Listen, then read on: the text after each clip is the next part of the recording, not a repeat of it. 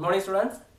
தரம் 10ல் எளிய வட்டிங்கிற பாடப்பகுதியத்தை நம்ம பார்த்துட்டு இருக்கோம். அப்போ பயிற்சி 14.2ல் இருக்கிற முதல் 10 கேள்வியை போன வீடியோவில் பார்த்தாச்சு. அப்போ மீதமாக இருக்கிற கேள்விகளை தான் இப்போ நம்ம பார்க்க போகிறோம். அப்போ இதில் பாருங்க, 11ஆம் கேள்வி சொல்லியிருக்கிறாங்க. ரூபாய் 6000 18% ஆண்டு எளிய வட்டிக்கு கடனாக பெற்ற ஒருவர் எவ்வளவு காலத்திற்கு பின்னர் ரூபாய் 9240 செலுத்தி கடனிலிருந்து விடுபடலாம்னு கேட்குறாங்க. அப்போ பாருங்க, வருஷத்துக்கான வட்டி சதவீதம் சொல்லியிருக்காங்க 18% சொல்லி 6000 கடனுக்கு எவ்வளவு ரிட்டர்ன் பண்றாங்கன்னா 9240 ரிட்டர்ன் பண்றாரு. அப்படியா இருந்தா எவ்வளவு காலத்துல அவர் கடன் வந்து விடுபடலாம்னு கேட்குறாங்க. முதலாவது பார்ப்போம் வந்து செலுத்திய மொத்த வட்டியை பார்ப்போம், டோட்டல் இன்ட்ரெஸ்ட். அப்ப திரும்ப செலுத்தின காசு பாருங்க சொல்லியிருக்காங்க 9240 ரூபாய். அப்ப திரும்ப செலுத்தின காசுல இருந்து வாங்கின கடனை கழிப்போம், 6000 ரூபாய் கழிப்போம். அப்போ 9240 ரூபாயிலிருந்து 6000 கழிச்சோம்னு சொன்னா கிட்டத்தட்ட எவ்வளவு காட்டுன்னு சொன்னா 3240 ரூபா என்னவா இருந்ததுன்னு சொன்னா செலுத்தின மொத்த வட்டியா இருந்தது. அப்ப இதை வச்சுக்கிட்டு நம்ம அழகா கண்டுபிடிக்கலாம், ஒரு வருஷத்துக்கான வட்டியை கண்டுபிடிக்கலாம், ஒரு வருடத்துக்குரிய வட்டி. அப்ப சதவீதம் சொல்லியிருக்காங்க 18%. அப்ப 100% இருந்தா வருஷத்துக்கு 18% வட்டியா விடுவாங்க. அப்படியா இருந்தா வாங்கின கடன் வந்து 6000 ரூபாய் தானே. அப்ப 6000 ரூபாய்க்கு வருஷத்துக்கான வட்டியை கண்டுபிடிக்கலாம். அப்ப இனி பாருங்க, இங்க 2 வெட்டலாம், 8 40 8 4 மிச்சம் 1 நாள் 10, கிட்டத்தட்ட 1080 ரூபாய் ஒரு வருஷத்துக்கான வட்டியா இருக்கு. ஆனா அவர் திரும்ப செலுத்தின மொத்த வட்டி 3240 ரூபாய். அப்ப இதை வச்சு நம்ம காலத்தை கண்டுபிடிக்கலாமா இல்லையா? ஆகவே செல்லும் காலத்தை கண்டுபிடிக்கலாம். நார்மலா யோசிக்கலாம், 3240 ரூபாயை இதால பிரிப்போம்னா ஒரு வருஷத்துக்கான வட்டியால பிரிக்கும், 1080 ரூபாயில பிரிக்கும். பிரிச்சா பாருங்க, ஒரு பூஜை வெட்டலாம், இது சுருக்கம் நினைக்க 3 வரும் போல. ஆக 3 ஆண்டுகள்ல எவ்வளவு கட்ட வேண்டியிருக்கும்னா 9240 ரூபாய் செலுத்த வேண்டியதா இருக்கும். சரிதானே? அடுத்து பாருங்க, 12வது கேள்வி. 10% ஆண்டு எளிய வட்டி வீதத்திற்கு 10% ஆண்டு எளிய வட்டி வீதத்திற்கு ரூபாய் 2500 கடனாக பெற்ற ஒருவர் மொத்தமாக ரூபாய் 5000 எவ்வளவு காலத்திற்கு பின்னர் செலுத்த நேரிடும். அப்போ ஒருத்தர் 10% ஆண்டு எளிய வட்டி வீதத்துக்கு 2500 ரூபாய் காசு வாங்குறாரு, எவ்வளவு காலத்துக்கு பிறகு 5000 ரூபாய் மொத்தமா செலுத்த வேண்டியிருக்குன்னு சொல்லி கேட்கறாங்க. அப்ப நாம முதலாவது கண்டுபிடிக்கணும், செலுத்த வேண்டிய மொத்த வட்டியை கண்டுபிடிக்கும், மொத்த வட்டி டோட்டல் இன்ட்ரெஸ்ட். அப்ப நம்மளா திரும்ப செலுத்துற காசு 5000 ரூபாய் சொல்லியிருக்காங்க, அதுல இருந்து கழிப்போம் வாங்கின கடன் 2500 ரூபாய். அப்ப செலுத்த வேண்டிய வட்டி மட்டும் எவ்வளவு வரும்னா 2500 ரூபாய் வட்டி செலுத்தணும் முதலாக. ரெண்டாவது பார்ப்போம், ஆண்டு ஒன்றுக்குரிய வட்டியை பார்ப்போம். ஆண்டு ஒன்றுக்குரிய வட்டி ஒரு வருஷத்துக்கான வட்டி. அப்போ ஒரு வருஷத்துக்கான வட்டினா வட்டி சதவீதம் அவங்க சொல்லியிருக்காங்க, நான் நினைக்கிறேன் 10%. அப்போ 100 ரூபாவா இருந்தா 10 ரூபா வட்டி கட்டணும். அப்படியே 2500 ரூபாவா இருந்தா எவ்வளவு வட்டின்னு பார்ப்போம். அப்ப இனி பாருங்க, இங்க 2 பூஜை வெட்டலாம், கிட்டத்தட்ட எவ்வளவு காட்டணும் 250 ரூபாய் ஒரு வருஷத்துக்குரிய வட்டியா இருக்கு. அப்ப மொத்தமா செலுத்த வேண்டிய வட்டி 2500 ரூபாய் தானே. அப்ப எடுக்கிற காலத்தை கண்டுபிடிக்கலாம். அப்ப மொத்த வட்டி 2500 எதால பிரிப்போம்னா அங்க இருக்கிற ஒரு வருஷத்துக்கான வட்டியால பிரிப்போம். அப்ப பிரிச்சமெண்டா பாருங்க, நான் நினைக்கிறேன் 10 ஆண்டுகள். ஆக 10 ஆண்டுகள்ல அவர் 5000 செலுத்தி கடன்ல இருந்து என்ன செய்ய முடியும், விடுபட முடியும். சரி தானே? ரைட்.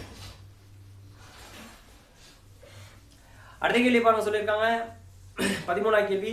5% மாத எளிய வட்டியை கொடுப்பதன் பேரின் ஒருவர் ரூபாய் 5000 கடனாக பெற்றார். 6 மாதங்களுக்கு பின்னர் கடனிலிருந்து விடுபடுவதற்கு செலுத்த வேண்டிய மொத்த பணம் யாது. அப்ப 6 மாசத்துக்கு பிறகு கடனிலிருந்து விடுபடுறதுக்கு எவ்வளவு மொத்தமா காசு கட்டணும்னு சொல்லி கேட்கறாங்க. அப்ப இங்க சிம்பிளா யோசிக்கலாம், மாத வட்டியை கண்டுபிடிக்கலாம், ஒரு மாத வட்டி. அப்போ ஒரு மாத வட்டி அப்படின்னு சொன்னா பாருங்க, 100% இருந்தா அவங்க சொல்லியிருக்காங்க மாத வட்டி வீதம் 5% சொல்லியிருக்காங்க. அப்ப 100% இருந்தா 5% வட்டியா இருக்கும். அப்ப வாங்கின கடன் சொல்லியிருக்காங்க 5000 ரூபாய் கடன். அப்ப 5000 இருந்தா எவ்வளவு வட்டின்னு சொல்லி பார்ப்போம் ஒரு மாசத்துக்கு. அப்ப இனி பாருங்க, 2 பூஜை வெட்டலாம். அப்ப கிட்டத்தட்ட 250 ரூபாய் மாசத்துக்கு அவரோட படுற வட்டியா இருக்கு, ஒரு மாசத்துக்கான வட்டி. கேள்வி என்னன்னா, 6 மாதங்கள் பின்னர் கடன் வந்து விடுபடுறதா சொல்லியிருக்காங்க.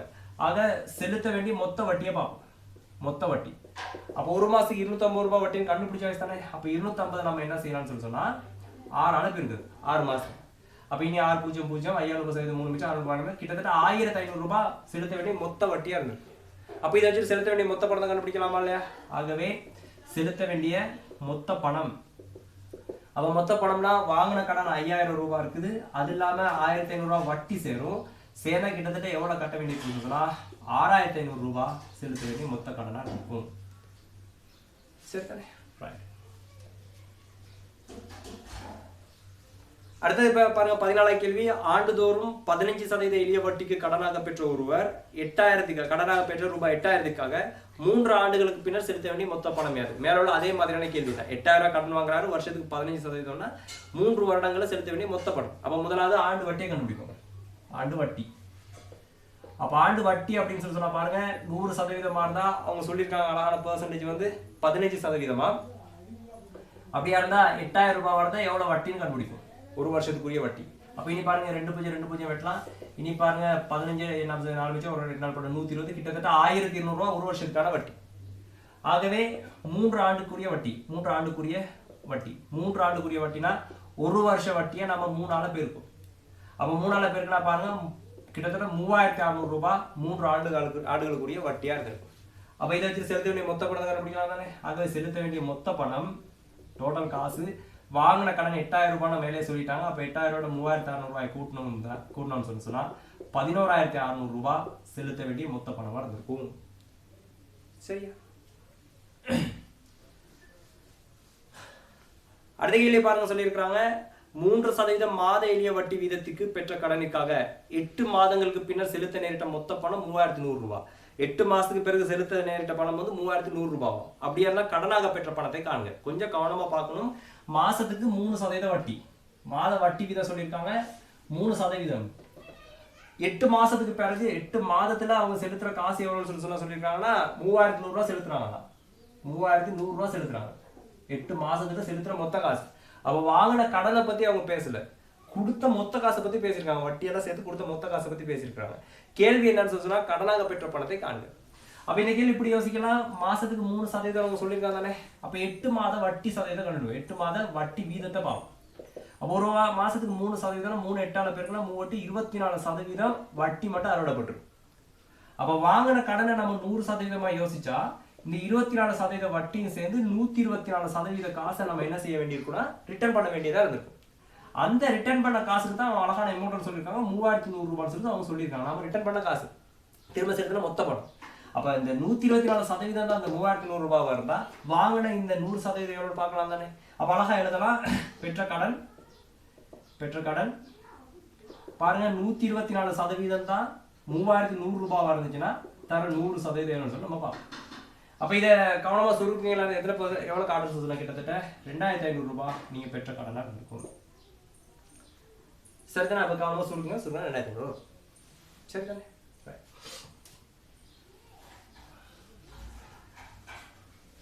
அடுத்த கேள்வி பாருங்க, 16வது கேள்வி. 2 ஆண்டுகளின் இறுதியில் ரூபாய் 5000 செலுத்தி கடனிலிருந்து விடுபடுவதன் பேரில் 2 வருஷ கடைசியில 5000 கொடுத்து கடனை விடுபடுவதன் பேரில் ஒரு எளிய வட்டிக்கு கடனாக பெறாரு. எனினும் இக்கொடுக்கல் வாங்கல் 5 ஆண்டுகளுக்கு நீடிச்சதால அவர் செலுத்தின மொத்த காசு 6500 ரூபாய். பாருங்க 2 வருஷத்துல 2 ஆண்டுகள்ல அவர் எவ்வளவு கட்டி கடனிலிருந்து விடுபடுறான்னு சொன்னா 5000 ரூபாய் கட்டி கடனிலிருந்து விடுபட போறாரு, 5000 ரூபாய் கட்டி கடனிலிருந்து விடுபட போறாரு. ஆனா எக்ஸ்ட்ரா இது என்ன செஞ்சிச்சுன்னா கடனுக்கு அந்த பிசினஸ் எவ்வளவு காலத்துக்கு போயிருச்சு, அந்த கடன் தொகை வந்து 5 ஆண்டுகளுக்கு போயிருச்சு. அப்ப 5 ஆண்டுகள்ல அவருக்கு செலுத்துற காசு எவ்வளவு சொன்னா செலுத்த பணம் வந்து 6500 ரூபான்னு சொல்லியிருக்காங்க. அப்ப 2 வருஷத்துல முடிச்சுட்டா 5000 கொடுத்து கடன்ல இருந்து விடுபடலாம். ஆனா 5 வருஷம் ஆனதுனால 6500 ரூபாய் கொடுக்க வேண்டியதா போச்சு. அப்ப முதலாவது கேள்வி, ஓராண்டிற்காக செலுத்திய வட்டியை கணிக்க 1 வருஷத்துக்கு எவ்வளவு வட்டி கட்டினாலும் கேட்கிறாங்க. அப்ப பாருங்க 2 வருஷத்துல கொடுத்திருந்தா 5000 ரூபாய் கொடுத்து முழுசாவே கடன்ல இருந்து விடுபட்டுருக்கலாம். ஆனா அதுக்கு பிறகு இன்னொரு 3 வருஷம் சேர்த்து தான் 6500 ரூபாய் கட்டுறாரு. அப்படியா இருந்தா மேலதிகமா இருந்த 3 வருஷத்துக்குள்ள அந்த காசு சேர்ந்துதான் இந்த வட்டி மொத்த பணம் வந்திருக்கேன். ஆக முதலாக கண்டுபிடிக்கலாம், மேலதிக 3 ஆண்டுக்கு செலுத்தின வட்டியை பார்ப்போம். செலுத்தின வட்டி மேலதிகமான 3 ஆண்டுக்கு செலுத்தின வட்டி. அப்ப நார்மலா யோசிக்கலாம் 6500 ரூபாய் வந்து அந்த 2 வருஷத்துல குடிக்கிற போது 5000 கொடுக்கணும், அந்த 5000 கழிப்போம். அப்ப கழிச்சம் என்ன பாருங்க, ரூபாய் 1500 3 எக்ஸ்ட்ரா வர 3 வருஷத்துக்கு செலுத்தின வட்டியா இருக்கு. அப்ப இதை முதலாக கேள்வி கேட்கலாம், ஆண்டு வட்டி. அப்ப ஆண்டு வட்டினா 1500 நம்ம 3 ஆள பிரிக்கலாம். 3 வருஷத்துக்கான வட்டி தானே 1500 ரூபாய். அப்ப 1500 3 ஆள பிரிச்சா ரூபாய் 500 ஒரு வருஷத்துக்கான வட்டியா இருந்திருக்கும். சரி, ரெண்டாவது கேள்வி பாருங்க, அவர் கடனாக பெற்ற பணம் யாரு? பாருங்க கடனாக பெற்ற பணம்னா இந்த 2 வருஷம் முடியும் போது 5000 ரூபாய் கட்டணும். அப்ப அது வட்டியோட சேர்த்து வந்த காசு தானே 5000 ரூபாய். அப்ப நாம யோசிக்கலாம் 2 ஆண்டுகளுக்குரிய வட்டியை பார்ப்போம், 2 வருஷத்துக்குரிய வட்டி. அப்ப 2 வருஷத்துக்குரிய வட்டினா வருஷத்துக்கு 500 ரூபாய் வரணும், 500 2 ஆள பெருக்குன்னா 1000 ரூபாய் 2 வருஷத்துக்கான வட்டி. ஆனா 2 வருஷத்துல முழுசா கொடுக்க வேண்டிய காசு 5000 ரூபாய். அப்ப நாம முழுசா கொடுக்குற காசுல இருந்து வட்டியை கழிச்சுன்னு சொன்னா கடன் வருமா இல்லையா? ஆகவே கடன் கண்டுபிடிப்போம், கடன் பணம். அப்ப 5000 ரூபாயில இருந்து எதை கழிப்போம்னு சொன்னா அந்த 1000 ரூபாய் கழிப்போம். அப்ப 1000 ரூபாய் கழிச்சா வாங்கின கடன் எவ்வளவு இருக்கும்னு சொன்னா 4000 ரூபாவா இருந்திருக்கும் கடன் பணம். சரிதா? அடுத்தது பாருங்க, கடனுக்காக அறுவடைப்பட்ட ஆண்டு வட்டி வீதம் யாது? எத்தனை % வட்டி அறுவடைப்படுதுன்னு கேட்கிறாங்க. அப்ப நம்ம இப்ப சிம்பிளா செஞ்சிடலாம். வாங்கின கடன் 4000 ரூபான்னு தெரியும் தானே. அப்ப 4000 ரூபாய் கடனுக்காக அறுவடைப்படுற ஆண்டு வட்டி 500 ரூபான்னு சொல்லியிருக்காங்க, கண்டுபிடிச்சோம் நம்ம. அப்படியே 100 கண்டுபிடிக்கலாம் தானே. அப்ப இனி பாருங்க இங்க 2 பூஜ்ஜியம் இங்க 2 பூஜ்ஜியம் வட்டும் இங்க ஒரு பூஜ்ஜியம் இங்க ஒரு பூஜ்ஜியம் வட்டும். அப்ப கிட்டத்தட்ட 12.5% வருஷத்துக்கு அறவிடப்படுற வட்டி வீதமா இருந்திருக்கும். பல டிஃபரெண்ட் கேள்வி வரதா கொஞ்சம் கவனமா கிளியரா கேள்வி வாசிச்சா விட எழுதுறது சரி தானே. ரைட், அடுத்த கேள்வி பாருங்க. ஒருவர் ஆண்டு எளிய வட்டி வீதம் 6 வட்டி வீதம் சொல்லியிருக்காங்க. வட்டி வீதம் வந்து 6 கேபிட்டலா. அதே போல சொல்லியிருக்காங்க பாருங்க கடன் தொகை வந்து P ரூபாய், கடன் தொகை P, காலம் வந்து T சொல்லியிருக்காங்க, காலம் T. அப்ப இதாச்சும் கேள்வி என்னன்னா ஒரு மாதத்தில் அவர் செலுத்த TA ஆண்டுக்கு கடனாக பெற்றா ஒரு மாதத்தில் அவர் செலுத்த நேரிட வேண்டிய வட்டிக்கான ஒரு கோவை தருக. அப்ப ஆண்டு எளிய வட்டி வீதம் தான் 6% அவன் சொல்லியிருக்கான். வருஷத்துக்கான எளிய வட்டி வீதம் 6% சொல்லியிருக்கான். ஒரு மாதத்துல அவர் செலுத்த வேண்டிய வட்டிக்கான ஒரு கோவையை எழுதுக. அப்ப மாத வட்டியை கண்டுபிடிக்கும். அப்ப 100 ரூபாவா இருந்தா வருஷத்துக்கு 6% வட்டி கட்டணும், 6%. அப்படின்னா P ரூபாவா இருந்தா வருஷத்துக்கான வட்டி வரும். மாச வட்டியை கண்டுபிடிக்க இதை 12 பிரிச்சமெண்டா சரி. அப்ப 12 பிரிச்சமெண்டா பாருங்க 1200ல ஒரு PR சொல்லி காட்டும். இது முதலாவதான விட மாத வட்டி. அடுத்த கேள்வி பாருங்க. அதுல ரெண்டாவது கேள்வி பாருங்க T ஆண்டுகளுக்கு பின்னர் செலுத்த வேண்டிய மொத்த வட்டி ஐக்கான ஒரு கோவை எழுதுக. அப்ப நாம கண்டுபிடிக்கிற மொத்த வட்டி I T வருஷத்துக்கு பிறகு. அப்ப 100 ரூபாய் இருந்தா வருஷத்துக்கு 6% வட்டி. அப்படியே தான் வாங்கின கடன் P ரூபாய் தானே. அப்ப இதை சுருக்கமா இருந்தா என்ன வரும்னா ஒரு வருஷத்துக்கான வட்டி வரும். அப்ப T ஆண்டுகளுக்குரிய வட்டி கண்டுபிடிக்கிறது T ஆல பெருக்கும். அப்ப T ஆல பெருக்கணும்னா பாருங்க 100ல ஒரு PRT சொல்லலாம். அல்லாட்டி நீங்க எப்படி சொல்லலாம் PRTக்குல 100ன்னு சொல்லலாம், அது பிரச்சனை இல்லை. சரிதானே. இது ரெண்டாவது. மூணாவது பாருங்க சொல்லியிருக்காங்க P = 4000. P = 4000. அதே போல சொல்லியிருக்காங்க R வந்து 8%, T வந்து 5 வருஷம்.